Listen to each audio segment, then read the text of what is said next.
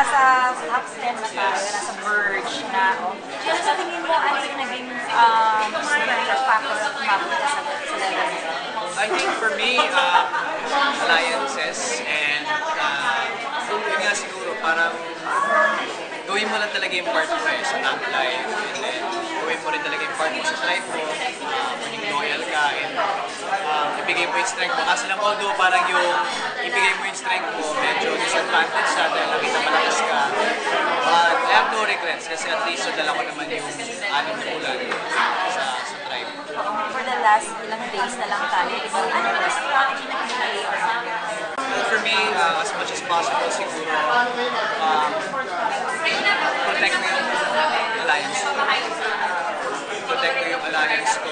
And siguro, huwag ko talaga ipakita masyado na malakas ako. Dahil syempre, early on the merge, pag nakita na ikaw yung malakas, ikaw yung unahin talaga.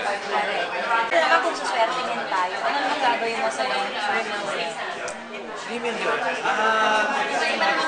Kasi with me naman, parang 3 million yung bonus eh. Gusto ko talaga yung title eh. Mas gusto ko yung title kasi sa kanya. Siguro 3 million bibigay ko sa family ko. And then, yung part of it siguro will go to my church. And then yung other part, siguro enjoyin ko rin sarili ko talaga.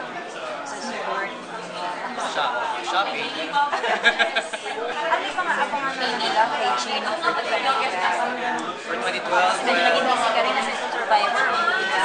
yeah, well, expected na I'm gonna be in more shows.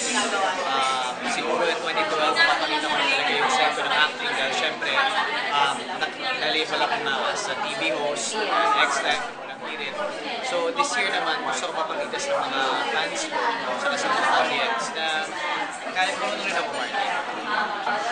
Hi guys, iinit na po talaga ang strategy ng mga tao. So marami po mga sorpresa. So abangan po rin nyo at hindi po kayo